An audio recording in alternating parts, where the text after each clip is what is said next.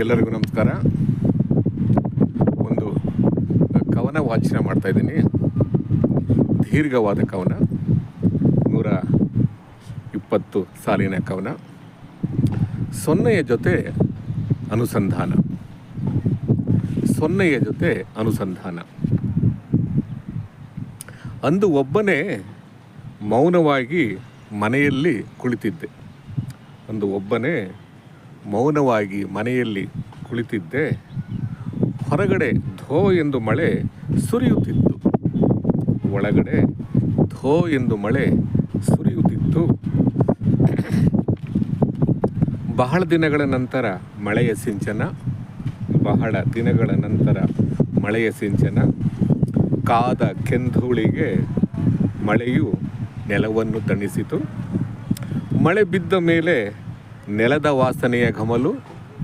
ಮಳೆ ಬಿದ್ದ ಮೇಲೆ ನೆಲದ ವಾಸನೆಯ ಘಮಲು. ದೇಹ ಮನಸ್ಸಿಗೆ ಮಣ್ಣಿನ ಸುವಾಸನೆಯ ಕಂಪು.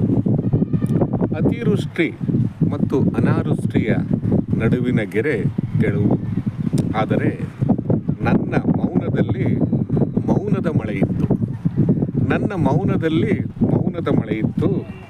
ಮೌನದೊಳಗಿನ ಶಾಂತಿ ಅಶಾಂತಿಯ ನೆಲೆ. ಮೌನದೊಳಗಿನ ಶಾಂತಿ ಅಶಾಂತಿಯ ನೆಲೆ. ಬಿರುಗಾಳಿ ಮಳೆಗಾಳಿಯ ಸೊಡರು ಝೇಂಕರಿಸುತ್ತಿತ್ತು. ಬಿರುಗಾಳಿ ಮಳೆಗಾಳಿಯ ಸೊಡರು ಝೇಂಕರಿಸುತ್ತಿತ್ತು. ಮೌನವೆಂದರೆ ಮಾತನಾಡಿದಿರುವುದೇ ವ್ಯಾಖ್ಯೆ. ಮೌನವೆಂದರೆ ಮಾತನಾಡದಿರುವುದೇ ವ್ಯಾಖ್ಯೆಯೇ. ಎಲ್ಲವನ್ನು ಒಳಗೊಳ್ಳುವ ಮತ್ತು ಎಲ್ಲರೊಂದಿಗೆ ಒಳಗೊಳ್ಳುವ ಕ್ರಿಯೆಗೆ ಯಾವ ಸಿದ್ಧಾಂತಗಳು? ಎಲ್ಲವನ್ನು ಒಳಗೊಳ್ಳುವ ಮತ್ತು ಎಲ್ಲರೊಂದಿಗೆ ಒಳಗೊಳ್ಳುವ ಕ್ರಿಯೆಗೆ ಯಾವ ಸಿದ್ಧಾಂತಗಳು ಸಿದ್ಧವಾಗಿವೆ ಈ ಭೌತಿಕ ಆದಿಭೌತಿಕದಲ್ಲಿ? ಶಬ್ದವಿಲ್ಲದ ನಿಶಬ್ದದಲ್ಲಿ ಎಲ್ಲವನ್ನೂ ಆಗು ಮಾಡುತ್ತಾ, ಶಬ್ದವಿಲ್ಲದ ನಿಶಬ್ದದಲ್ಲಿ ಎಲ್ಲವನ್ನೂ ಆಗು ಮಾಡುತ್ತಾ ಸಾಗುವ ಈ ವಿಶ್ವ ಪರ್ಯಟನೆಯಲ್ಲಿ ನಾವೆಷ್ಟು ಲೆಕ್ಕ? ಅಸಂಖ್ಯಾತ ಪ್ರಶ್ನೆಗಳು ಫೀನಿಕ್ಸ್ನಂತೆ ಒಮ್ಮೆಲೆ ಮೂಡಿ ಬಂದವು. ಈ ಬದುಕಿನ ಬಂಡಿಯ ನವದಲ್ಲಿ ಪ್ರಯಾಣ. ಈ ಬದುಕಿನ ಬಂಡಿಯ ನವದಲ್ಲಿ ಪ್ರಯಾಣ ಎಷ್ಟು ಮೋಹಕ, ರಂಜಕ, ಭಾವುಕದ ಉಗ್ರಾಣ. ಹೀಗೆ ಸಾಗುತ್ತಿದ್ದ ಸಮಯದಲ್ಲಿ ಇದ್ದಕ್ಕಿದ್ದಂತೆ ಮೌನಕ್ಕೆ ಭಂಗ ತಂದಂತಹ ವಾತಾವರಣ.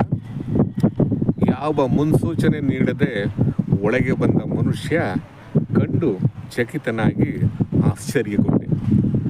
ದುಂಡು ದುಂಡಾಗಿರುವ ಆಕೃತಿಯ ಮನುಷ್ಯನನ್ನು ಕಂಡು ಚಕಿತನಾಗಿ ಸ್ತಂಭೀಭೂತನಾದೆ. ಅಯ್ಯ ಮೌನಗಾರ, ನಾನು ಸೊನ್ನೆ. ಮನುಷ್ಯ ರೂಪದಲ್ಲಿ ನಿನ್ನ ಜೊತೆ ಮಾತನಾಡಲು ಬಂದಿರುವೆ. ಕ್ಷಮಿಸು, ಏಕಾಏಕಿ ನಿನ್ನ ಮನೆಗೆ ಬಂದಿರುವೆ. ಸ್ವಲ್ಪ ಸಮಯ ನನ್ನ ಜೊತೆ ಕಳಿ. ಅಯ್ಯ ಮೌನಗಾರ, ನಾನು ಸೊನ್ನೆ. ಮನುಷ್ಯ ರೂಪದಲ್ಲಿ ನಿನ್ನ ಜೊತೆ ಮಾತನಾಡಲು ಬಂದಿರುವೆ. ಕ್ಷಮಿಸು, ಏಕಾಏಕಿಯಾಗಿ ನಿನ್ನ ಮನೆಗೆ ಬಂದಿರುವೆ.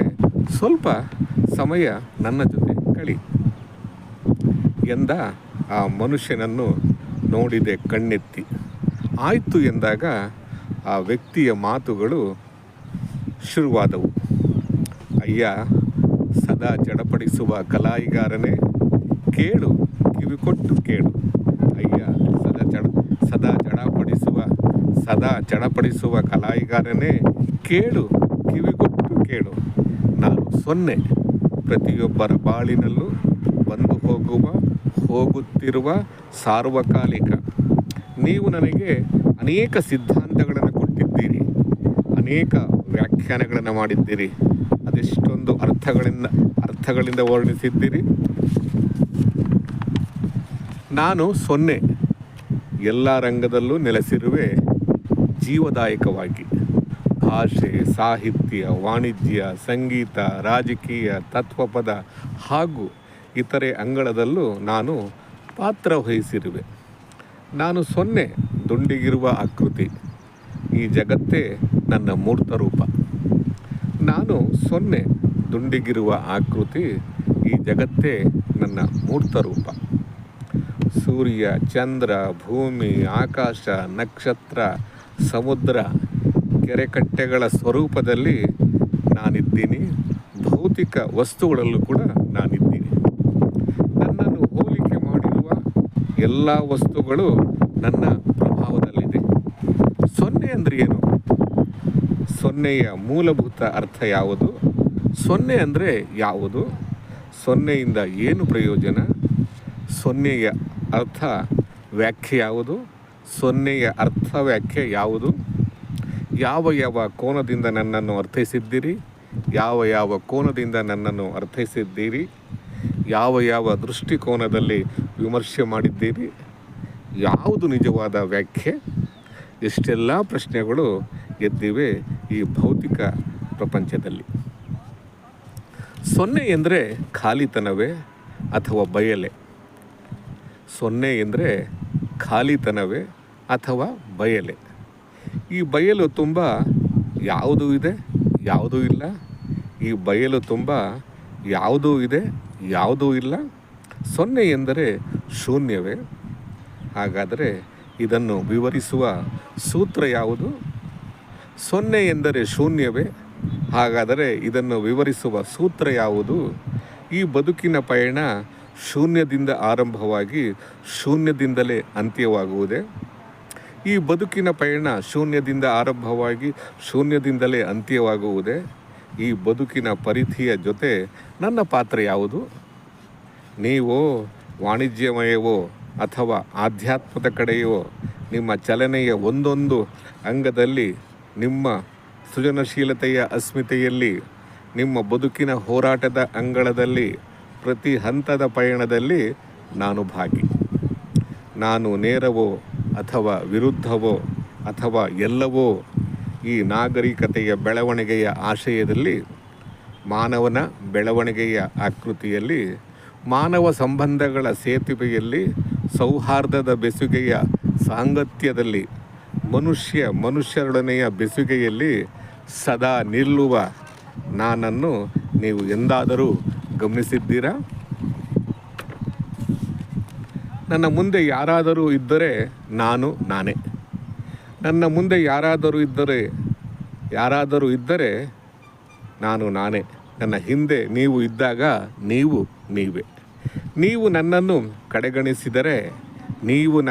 ಕಡೆಗಣಿಸಿ ನಡೆದರೆ ಯೋಜನೆಗಳು ಉಲ್ಟಾಪಲ್ಟ ಆಗುತ್ತವೆ. ನನ್ನನ್ನು ವಿಶ್ವಾಸಕ್ಕೆ ತೆಗೆದುಕೊಂಡರೆ ಅವರ ಜೀವನ ಹಿಮಾಲಯ ಪರ್ವತ. ನನ್ನನ್ನು ವಿಶ್ವಾಸಕ್ಕೆ ತೆಗೆದುಕೊಂಡರೆ ಅವರ ಜೀವನ ಹಿಮಾಲಯ ಪರ್ವತ. ಪ್ರತಿಯೊಂದು ಅಂಕಿ ಅಂಶಗಳಲ್ಲೂ, ಪ್ರತಿಯೊಂದು ಹೆಜ್ಜೆ ಗುರುತುಗಳಲ್ಲಿ, ಪ್ರತಿಯೊಂದು ಯೋಜನೆಯಲ್ಲಿ, ಪ್ರತಿಯೊಂದು ಲೆಕ್ಕಾಚಾರದಲ್ಲಿ ಸಹ ನಾನಿರುವೆ. ಒಂದು ಹೆಜ್ಜೆ ತಪ್ಪು ಇಟ್ಟರೆ ಜೀವನ ಪರ್ಯಂತ ದುಃಖಗಾನ.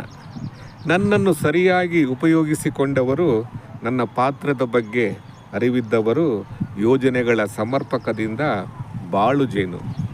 ಇಲ್ಲಿ ಯಾವುದೂ ಸಿದ್ಧ ಮಾದರಿಯಾಗಿಲ್ಲ. ಒಂದು ಸೇರಿ ಎರಡಾಗಿರುವುದು. ಯಾವುದೇ ವಸ್ತುಗಳು ಏಕ್ದಮ್ ತಯಾರಾಗುವುದಿಲ್ಲ. ಈ ಬದುಕು ಒಂದು ಸುಂದರ ತೋಟ. ಈ ತೋಟದಲ್ಲಿ ಎಲ್ಲವೂ ಇದೆ, ಇರಬೇಕು. ಇಲ್ದಲೆ ಹೋದರೆ ಸಮಾಜದ ಪಥ ಬೇರೆ ದಿಕ್ಕಿಗೆ ಚಲಿಸುತ್ತದೆ. ಈ ತೋಟದಲ್ಲಿ ಎಲ್ಲವೂ ಇದೆ, ಇರಬೇಕು. ಇಲ್ದಲೆ ಹೋದರೆ ಸಮಾಜದ ಪಥ ಬೇರೆ ದಿಕ್ಕಿಗೆ ಚಲಿಸುವುದು. ಹಾಗಾಗಿ ನೀವು ನನ್ನನ್ನು ಸರಿಯಾಗಿ ಓದಿಕೊಳ್ಳಬೇಕು, ಸರಿಯಾಗಿ ಅರ್ಥೈಸಿ ಸಾಗಬೇಕು. ಇಡೀ ಜಗತ್ತು ಒಂದು ಕೂಡು ಕುಟುಂಬ. ಇಲ್ಲಿ ಎಲ್ಲವೂ ಇದೆ, ಎಲ್ಲವೂ ಇಲ್ಲ. ಇಷ್ಟು ಸಾಕು ಇವತ್ತಿಗೆ ಎಂದು ಸೊನ್ನೆ ಅದೃಶ್ಯವಾಯಿತು. ನಾನು ಸೊನ್ನೆಯ ಮಾತಿಗೆ ಕಿವಿ ಕೊಟ್ಟಿದ್ದೆ. ಸುತ್ತಲ ಪ್ರಪಂಚದ ಆಗುಹೋಗುಗಳು ನಗಣ್ಯವಾಗಿದ್ದವು. ಸೊನ್ನೆಯ ಮಾತುಕತೆ, ಅದರ ಮೀಮಾಂಸೆ ನನ್ನ ಚಿಂತನಾ ಲಹರಿಯನ್ನೇ ಮುರಿದು ಬಿಟ್ಟಿತ್ತು. ನಾನು, ಸೊನ್ನೆ, ಬದುಕು ಇವು ಒಂದರೊಳಗೊಂದು ಬೆರೆತಿರುವ ಜೀವಜಲ. ಎಲ್ಲರಿಗೂ ನಮಸ್ಕಾರ.